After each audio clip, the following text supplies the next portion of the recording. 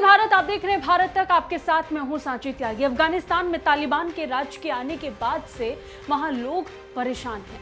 अर्थव्यवस्था चरमराई हुई है। लोगों के पास भरपेट भोजन करने के लिए खाना तक नहीं है।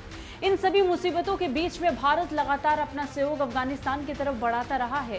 तालिबान राज के बावजूद अफगानिस्तान में सहायता पहुंचाने की कवायद भारत ने रोकी नहीं और मदद लगातार पहुंचाता रहा। हालांकि इन सब के बीच में अब तालिबान एक्सपोज हो चुका है। ये एक्सपोज हो गया है कि भारत जिनके लिए अपनी मदद पहुंचा रहा है उन तक वो मदद पहुंच ही नहीं रही है। और इस बात का खुलासा खुद पंजशीर के एक नेता ने किया।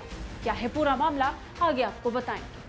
अफगानिस्तान में तालिबान राज आने के बाद से भारत सरकार लगातार युद्धग्रस्त देश की गरीब जनता की मदद के लिए आगे आई।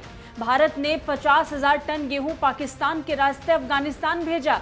इसके अलावा भारत ने फिर से काबुल में स्थित अपने दूतावास को भी शुरू कर दिया। इस बीच भारत के मित्र रहे नॉर्दर्न अलायंस के बेटे अहमद शाह मसूद के बेटे और पंजशीर घाटी के हीरो अहमद मसूद ने मोदी सरकार को तालिबान को दी जा रही सहायता को लेकर आगाह किया।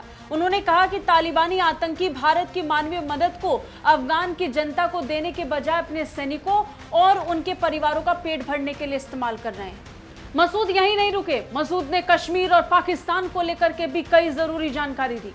मसूद ने इस बात को माना और कहा कि कश्मीर में जिस तरीके से आतंकवादी घटनाएं हो रही हैं उसके पीछे तालिबान सरकार का खुले तौर पर आगे आकर राज करना है। लोगों को लग रहा है या फिर आतंकी संगठनों को ऐसा लग रहा है कि जिस तरीके से तालिबान ने अपने राज को स्थापित किया है उसी तरीके से ये आतंकवादी संगठन भी मजबूत हो सकते हैं और राज कर सकते हैं। सिर्फ इतना ही नहीं, मसूद ने पाकिस्तान को लेकर, पाकिस्तान की जनता को लेकर कहा कि बहुत जल्द पाकिस्तान की जनता को भी वो सब झेलना पड़ सकता है जो मौजूदा समय में अफगानिस्तान की जनता झेल रही है। इंडियन एक्सप्रेस को दिए गए इंटरव्यू में पंजशीर घाटी में national residence front of Afghanistan के नेता अहमद मसूद ने कहा कि भारत की मदद जरूरतमंद लोगों को नहीं मिल रही है।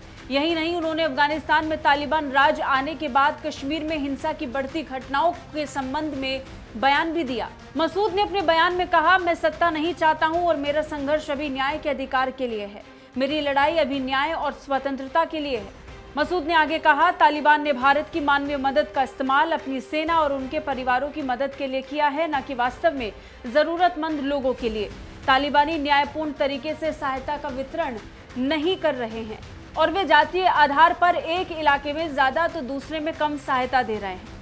बता दें, ऐसा पहली बार हुआ है जब अफगान में भारत द्वारा दी गई सहायता को लेकर इस तरीके के आरोप लगे हों और इस तरीके की खुले तौर पर चेतावनियां जारी की गई हों जिसमें बताया गया हो कि भारत जो मदद दे रहा है अफगानिस्तान को वो जरूरतमंद लोगों तक नहीं पहुंच रही है। पाकिस्तान को लेकर मसूद ने क्या कहा, आगे आपको बताते हैं।